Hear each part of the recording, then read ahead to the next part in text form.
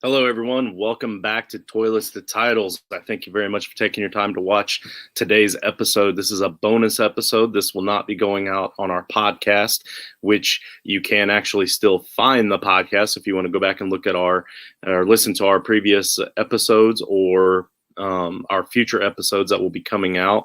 I believe our next episode is going to be on tight end rankings, but you can listen on Apple Podcasts, Podbean. Right now, I'm only doing YouTube and Periscope, and then also Spotify for the podcast as well. But for the bonus episodes, we are about to start hitting the 32 different teams, a team breakdown for fantasy purposes. During this time, we're going to be going over things like fantasy studs, possible breakouts, possible letdowns, reliable people to target in your draft, and even some IDP names if interested. These will be really quick 20-minute videos at most. We're going to break them down as quick as we can so we can knock out as many as possible, and you can just search the teams that you're interested in trying to find. It'll make it a lot easier that way. So we've broken it down. I get the AFC South because I'm a big Colts fan. I'm going to start us off with the Colts. That's going to be my first breakdown. I'll be bringing you the rest of the AFC South. Coach John Sheps, who you can find at Coach Sheps on Twitter, is going to break down the NFC East because he's a big Cowboys fan. At Nate_Dirt19, Nate Whalen will be breaking down the NFC North for you guys because he's a big Packers fan, and then we'll divide up the other divisions accordingly. You can find me at JustinFF_ or find us all at Toilets to Titles. So let's begin. Today's breakdown is going to be Toilets to Titles, bonus episode, 2020 team breakdowns of the Indianapolis Colts. I'm going to start off with the fantasy studs, and honestly, I only see one on this team, and I'm a huge Colts fan, and I only see one fantasy stud on this team.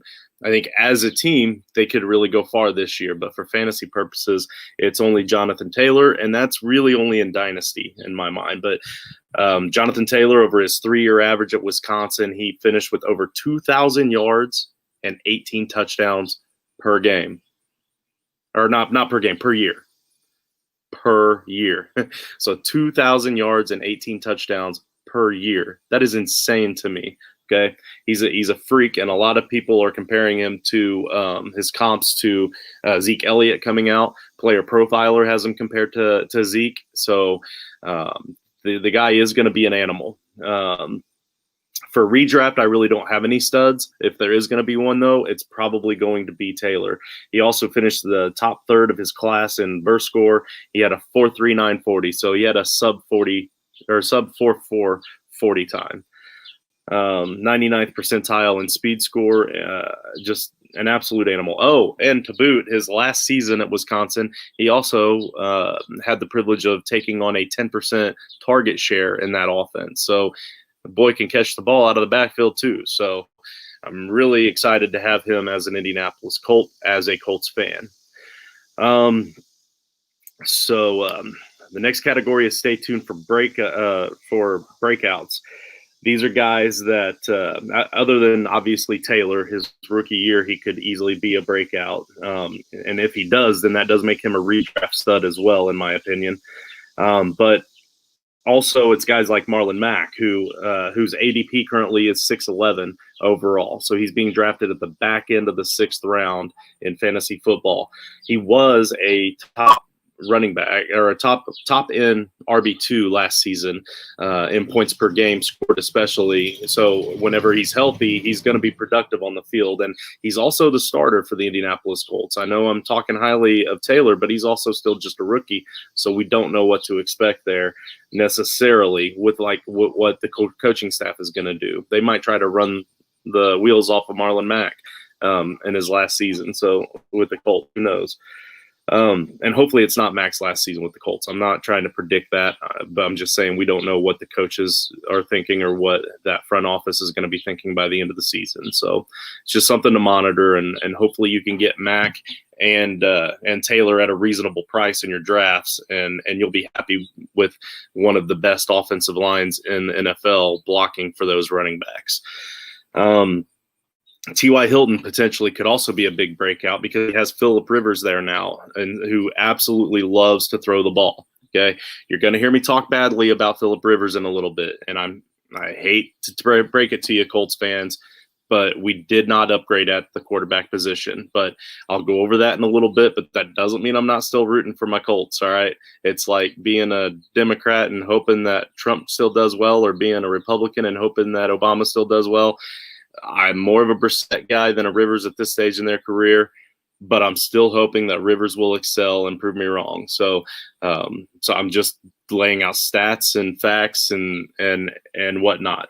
But regardless of the quarterback, T.Y. Hilton still has the potential to be a breakout, but even more so in my mind with Phillip Rivers. And that's just because bad quarterbacks do not necessarily always translate into bad wide receivers in fantasy football. And I'm not saying Rivers is a bad quarterback. Again, don't I'm just saying he's not as good as he used to be. But anyway, Rivers loves to throw the ball. Ty is going at the 5'11", so the back end of the 5th round in ADP. So you could potentially get him as your wide receiver 3 or low end wide receiver 2, depending on how you do your draft.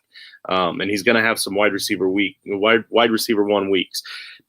And also, if you looked at the stats from last season, T.Y. Hilton, Marlon Mack, and Jacoby Brissett, when all 3 of those players were healthy, so when their main core of their offensive weapons were healthy, T.Y. Hilton was on pace to finish as the wide receiver 3 overall in PPR games for fantasy football. Wide receiver 3 overall, not a wide receiver 3.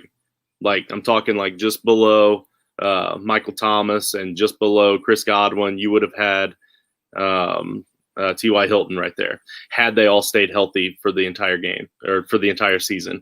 It was a small sample size. There were only 4 games there where all 3 of them were healthy. But when that offense is healthy, that offense is clicking, that offense will give fantasy points, and especially to the wide receivers, because like I said, Rivers loves to throw deep.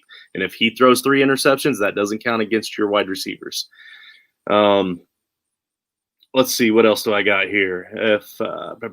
So it's, if you do believe that Phillip Rivers is an upgrade over Jacoby Brissett, then that makes it even more better for the wide receiving core. All right, beware of letdown. And I don't know if more better is actually the proper way of saying that. No, honestly, I don't really care. I'm just trying to give you fantasy football stuff. If I were smart, then I probably wouldn't be doing this stuff for free. Anyway, beware of letdown. I believe that Jack Doyle could actually be a letdown this season in fantasy football. I think he's still going to be the guy for the Colts on the field, and I still think he's going to be a great asset to the team as far as actual football goes. But for fantasy purposes, we do have the presence of Burton there now. And Burton had his 2 best seasons under the Colts' current head coach, Frank Reich, while they were in Philadelphia together. So points per game wise, anyway, he had his 2 best seasons under Frank Reich in Philadelphia. So Frank brought him here for a reason. He's going to want to utilize him, just like he brought Rivers here, because he has that personal connection with them. So that I do believe that'll eat into Doyle's potential here, which is heartbreaking, because I really wanted to go heavy with Doyle this season before they sign Burton. But it is what it is. As a Colts fan, I'm still glad they signed Burton. But I don't think that you could trust either one of them enough to pick them in fantasy. Taylor could also be a letdown as well. We need to remember that. If you're going to draft him high, you need him to finish high, which means you need him to not be treated like a typical rookie running back. Jonathan Taylor is not a typical rookie running back. I get that, and I don't believe that he's going to be a letdown. But if they treat him like a typical rookie running back and they try to run the wheels off of Marlon Mack in his last contract, and we're still winning games with Marlon Mack, and they can save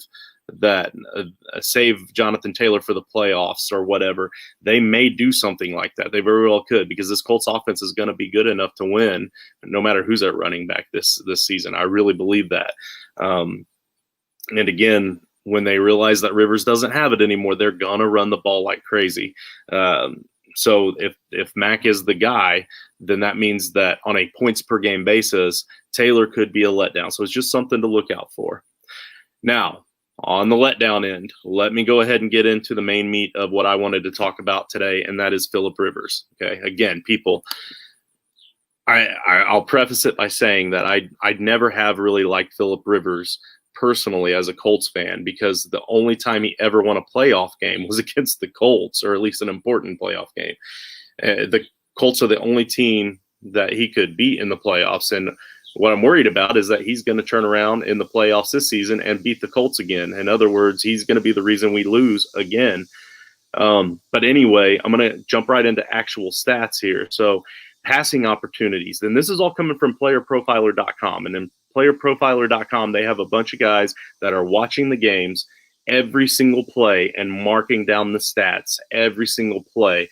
And they're formatting them, they're throwing them into their algorithms, and they're punching out actual numbers. These are not stats that you can even find on NFL.com, ESPN.com, anything like that, because they don't go this deep with their stats. Okay, so that being said, Phillip Rivers last season had the 5th most red zone attempts. Okay, the 5th most red zone attempts and the 7th most attempts overall.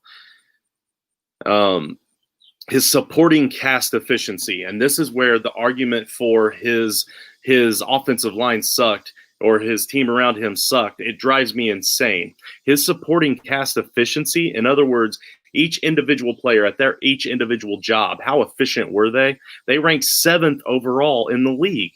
He had a really good supporting cast. Now, if you look at ESPN.com or you look at NFL.com and you look at what they say was one of the worst offensive lines in the league last season with the Chargers, well, a lot of that is based off of how many interceptions Phillip Rivers throws or how quickly he throws the ball away. But if you really watch the games, there were many times where Phillip Rivers would drop back 2 or 3 steps and just rocket the ball and not have anybody in his pocket.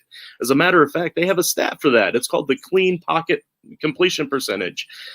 When he had a clean pocket around him with nobody else in his pocket, he was still only completed 72% of his passes, which was 17th overall in the league. And before Brissett's injury, Brissett was better than that. When he had nobody in his pocket, he could complete a pass a lot better than Phillip Rivers. So the deep ball completion percentage, Phillip Rivers is known for his deep ball and his willingness to go deep. Well, here's the thing, though. He only completed that deep ball 30% of the time, which was 27th in the league. He was one of the worst starting quarterbacks in the NFL last season in completing deep balls. And he had Mike Williams, and he had Keenan Allen. He had deep guys, deep threat guys. His red zone completion was 28th in the league. They were getting to the red zone. Clearly, they were getting into the red zone because he had the 5th most red zone attempts.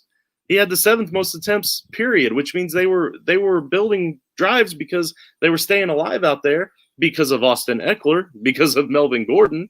They were staying alive out there on the field.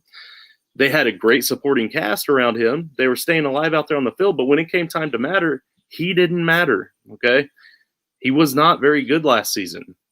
His play action completion was great. He was 5th overall in play action completion because he had a great team around him and he was able to dump it off to Austin Eckler and Melvin Gordon. His true completion percentage was actually pretty decent. You take out the throwaways. I forget what else it was. Throwaways and let's see if this scroll thing doesn't work for me very well sometimes, but anyway. But anyway, you take out the throwaways and something else, or drop passes is what it was. You take away the throwaways and the drop passes by the receivers, and he was 10th in true completion percentage.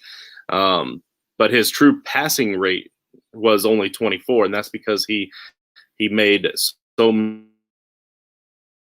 decisions. And there was one accuracy rate was only 16th overall, so he's middle of the road in accuracy. Let's see. Oh, interceptable passes. That's the one I wanted to talk about. The ones where he dropped back 2 or 3 steps and it looked like he closed his eyes and threw the ball up in the air. 2nd in the league. He had the 2nd most interceptable passes thrown in the league last season. 2nd most interceptable passes thrown. His money throws were only 19th in the league. Money throws are throws that really count when it matters, when you're down, when you're barely up, when you're in the 4th quarter. You hit the guy in stride when he's in route. He was only 19th last season. And let us not forget about the Jacoby Brissett to Phillip Rivers comparison when it comes to running the ball. The reason why Jacoby Brissett was so efficient those first 6 games before his leg injury, before T.Y. got hurt, before Mac's injury, was because he could run the ball. Okay, so Brissett had 56 carries on the season, but he had 220 rushing yards, which was 12th, so top 12 quarterback in fantasy in rushing, and 4th overall in rushing touchdowns in the league for quarterbacks. And most of those came before he hurt his knee. Okay, so he can run the ball, he can move the ball down the field, he can actually succeed in the red zone. And T.Y. Hilton's 5 touchdowns in the first 4 games, or maybe it was 4 touchdowns over 5, I don't know. Either way, T.Y. Hilton loved him in the red zone as well. But with Phillip Rivers, you don't get that. He doesn't run the football at all. Okay, so he's not going to be able to move out of the pocket. Luckily, we have Jonathan Taylor and a great supporting cast around him, so we're still going to move the ball, but he wouldn't move it as well as Jacoby Brissett. As much as y'all hate to hear that, and I'll take that flack later. And I do get a lot of flack for my hate on Phillip Rivers as a Colts fan, and I just don't get it, guys. Like, you can still be a fan and disagree with the team's decision. All right, so now next, Mr. Reliable. I'm 16 and a half minutes into this, so I'll make this quick. Mr. Reliable, T.Y. Hilton, he's going to be your wide receiver 2, or put up wide receiver 2 numbers consistently, and you're drafting him as a low-end wide receiver 2, maybe even a high-end wide receiver 3, like I discussed. And with Rivers there, throwing it and wanting to throw deep all the time, he may even break a couple big ones and have a huge game for you. Naheem Hines will also be Mr. Reliable for you, and he is going relatively undrafted in a lot of fantasy leagues. And in PPR, he's still going to be like a main third down back, if not the main third down back, even when Taylor comes on. I know Taylor can catch the ball to the backfield, but Naheem is even just a little bit faster. John helped me understand that it wasn't as much faster than as I had originally thought, but he is still a little bit faster. He does have amazing ability to catch the ball in the backfield. He's a great route runner for a running back, so he's going to be a weekly piece of that. So if you're going to get him late, really late in drafts, or even off of the waivers after week 1 or 2, you'll be able to use him in your flex on a weekly basis. So to me, that's pretty damn reliable. IDP names to know. Obviously, we know about Darius Leonard. He's an absolute beast. And don't forget to come join the team this year. DeForest Buckner is going to fill in a gap on that defensive line coming over from San Francisco that the Colts have needed for a very long time. I'm excited to see what he can do. Fantasy-wise, he still builds numbers, and defensive tackles don't normally build numbers like that because they usually are just there to stuff the hole and let the linebackers do all the work. He'll stuff the hole and break through the hole and get some tackles, and even some tackles for loss for you, which are big on IDP leagues. Justin Houston. Oh, wait, the other one that's coming over from another team from Minnesota, we got Xavier Rhodes coming over to I don't know how much he's still got in the tank. He's 30 years old, but don't forget about him. I'm really hoping that he's going to be a big key piece of this defense, and he can make plays happen. We've seen it in the past, so hopefully he's still got that juice. The numbers, again, like Rivers, the numbers would suggest that he is going backward, but compared to the other defensive backs that we have in Indianapolis, I think that he could still be a great support there. And with the front 7 that we have, hopefully that'll just allow him to only make plays and not have to worry about so much being such a big key piece of that defense. And then the other one is Justin Houston. I say don't forget about him just because he is 31 years old, so you can get him cheap, which is nice. And he still had 11 sacks last season, so he still has the ability. They don't use him on every play, so he's not going to get you a lot of tackles. But when they need him to make a big play, they put him in, and he says, "Okay, coach, I'll go make that big play." So for as cheap as you can get him, if you need a guy for a bye week or injury replacement, why not? Let's see. Oh, I didn't use my little tabs here. Beware of Letdown, Mr. Reliable, IDP names. That's it. That's all I got for you guys today for the team breakdown. Like I said, 20 minutes or less. If you like what you saw, please hit that like and that subscribe button for me. We will have the other 31 teams coming shortly. Hopefully, I might even get one or two more done today. Who knows? But until then, just love each other. We're all in this together. Even when this COVID crap is out of the way, if we still keep loving each other, then everything will always still be better. I can promise you that. Peace.